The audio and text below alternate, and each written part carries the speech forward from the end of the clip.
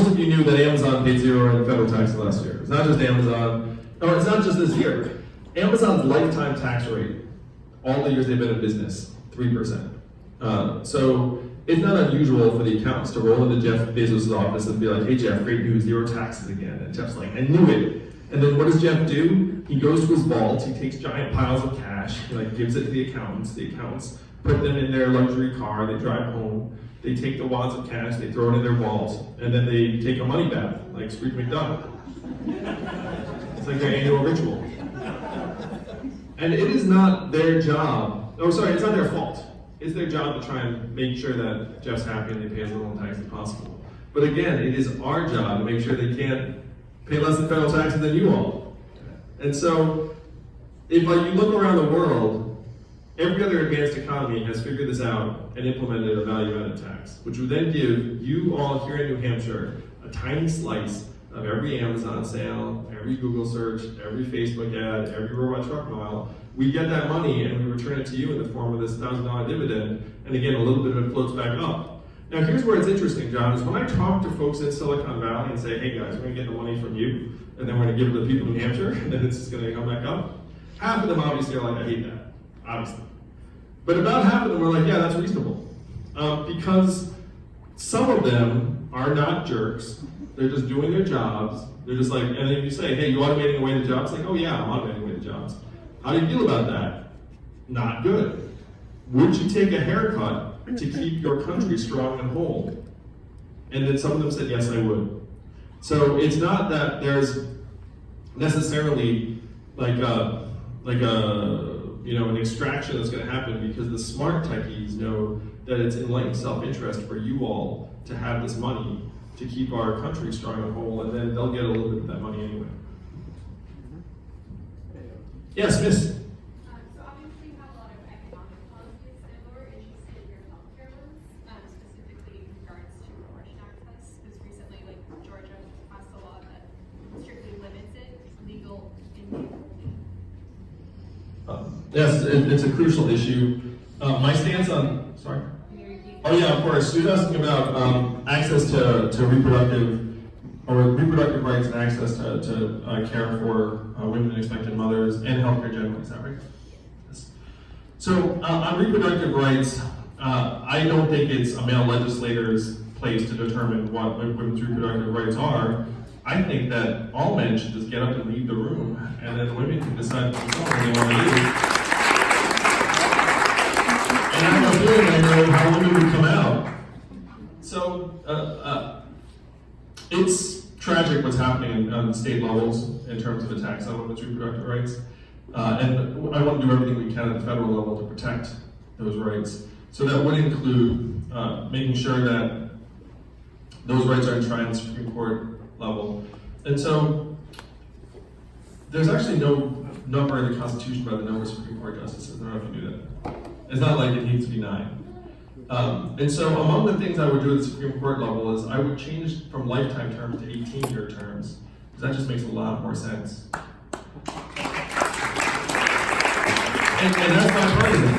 It's like, why are we all freaking out about the health of an 86-year-old, and that everyone has to feel like they have to be on the court until they're at death's door? It's like this. Or we're actually seeing they nominated someone young. That person's gonna be on there for 30 years. It's that doesn't make any sense. When they came up with lifetime appointments, people's life expectancies were much shorter. I mean, they were. And back in the day, people actually just stepped off the Supreme Court for any of a variety of reasons. There was not this pressure to stay there until you die. So if you have an 18-year term, then it actually balances it out. It makes it so if you win a presidential election, you're probably going to get to appoint 2 justices. And then you increase the number of justices, and then it makes it less fraud every time a justice steps down. But one of the byproducts of my appointing more justices is going to be to help protect women's reproductive rights, because I think it's of vital importance. Sir? What other electoral campaign or governmental reforms are you in support of? So many. It's so fun. So if you go to yang2020.com, you'll see I have over 100 policy recommendations, because I'm very detail-oriented. I just like to solve problems. It's the way my mind works. So the biggest problem I'm going to talk about in terms of electoral and reforms is the one that you all know instinctively, and you're all incredibly privileged. Again, I'm like the 5th or 8th presidential candidate to come through. But if you go to most of the rest of the country, they feel like their vote doesn't matter. Now, why do they feel that? They look up and they see our government's been overrun with money, and they have giant pipes that are just clogged with dollar bills. And they're generally right. They're generally right. And I'll say, like, as someone who's new to politics, I'll tell you what the worst experience I've had has been calling rich people and asking them for money. It's the worst. I'm so bad at it. I've pretty much just given up. And then the Yang Gang, like, thankfully now I get so many small donations, it's like I don't need to do it anymore. It's like $3 million from like everyday Americans. It's like, oh, thank goodness. So I hate freaking calling rich people and asking them for money. So the perversions that accompany, like the fact that if you run for office, and Steve can speak to this, I mean, this is probably one of the reasons why Steve should have been governor and then, ran into roadblocks, is that Steve's a man of the people. Steve also hates calling rich people for money. So the way the system functions right now is if I get you all on board with me, I then have to go somewhere else for the money. So where do I have to go somewhere else? Rich companies, rich individuals. And so then naturally it ends up distorting my perspective. I start listening to the rich people and rich individuals. So what we have to do is we have to unify the people and the money. So what's the most effective way to do that? Democracy dollars, every American gets $100 that you can only give to your favorite candidate or campaign every year, and it's use it or lose it. You don't use it, it just disappears again next year. By the numbers, this would give you all, the American people, more than 5 times the money of all the lobbyists combined. And it would make it, if I get 1,000 of you on board, that's $100,000. And then when the person from the rich company says, hey, like I'll give you $5,000, you'd be like, I don't care about your $5,000. I'm gonna get $100,000 from the people I actually am representing. And then all of a sudden, all of your politicians' motivations start to change. And the simplest change is like giving everyone $100 that they can just give to political candidates. So I'm for that. I'm for ranked choice voting. Certainly for Trump.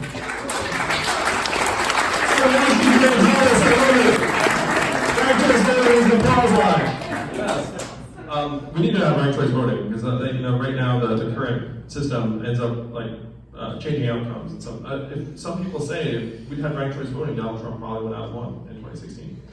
I'm for trying to counteract any of the voter suppression efforts that are happening around the country. So we need to clean up our democracy. And this is one that I think that most people do not talk about. And it is a relationship. If you want democracy to work, you need to have effective local journalism. Because it's important to actually understand. Because it's impossible for voters to understand what's going on in their town if like literally the town paper doesn't exist. And guess what? Over 1,200 local papers have gone out of business in the last number of years. Why? Same reason we've been talking about. Like the classified ads that used to be their revenue source have now gone online to Craigslist. There's no new revenue source, so they died. Young people who wanted to be journalists, like now they're just like, there's no path forward for journalists, so I guess I have to find something else to do. So if you believe in democracy, you actually have to find a new way of supporting local journalism. And so as president, I would have like a $1 billion local journalism fund that would provide matching grants to communities to be able to find new models that are sustainable. And many, many communities could have local papers if they were willing to accept that it like just breaks even every year or it operates out of the library or gets a combination of public, private, and philanthropic support. Like there is a place for journalism, but it's vital if you're going to have democracy function. So there are a lot of things we need to do. If we're committed to democracy, then we have to actually strengthen it as fast as possible.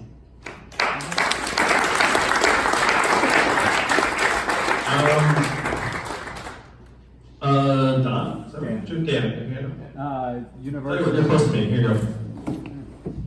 Universal healthcare, single payer. Yeah. So I'm for Medicare for all. I don't talk about as much of this venue because I feel like all of the cool Democrats are for it. So consider me a cool Democrat. But like Medicare for all to me is the most sensible way to go. We spend twice as much on healthcare as other countries to worse effects. And the incentives again are distorting the system. Where because I'm Asian, I have a lot of doctor friends. And they tell me that their activities are tied to revenue. It's like they see more patients, they get paid more. They prescribe more things, they get paid more. They do more procedures, they get paid more. And then if you change their incentives, it's like, hey, It turns out you actually might not have needed that. It's like that. And then we wonder why our costs are like spiraling out of control. And part of it is that they graduate from med school with 200,000 in loans, and so it actually makes them financial actors very, very quickly. So we need to change that up. We need to make it so that there are more doctors that are actually motivated to become primary care physicians and come to rural areas and not all become specialists in big cities. We need to get the student loan burden down really across the board. Now, for young people, I feel terrible for what we've done to, not just young people, but everyone. School loans have gone up to 1.5 trillion since 99 from less than 100 billion. So that's over a 15-fold increase in 20 years. Think about that. And so if a young person's like, was it always like this? It was not like this. College has gotten 2.5 times more expensive since the time I went to college, and I'm not that old. And college has not gotten 2.5 times better during that time. It's just gotten more expensive. So we have to rein in the cost as fast as possible. We need to forgive a significant proportion of the student loan debt, because a lot of that was immorally generated, and it's this crushing weight on top of our young people.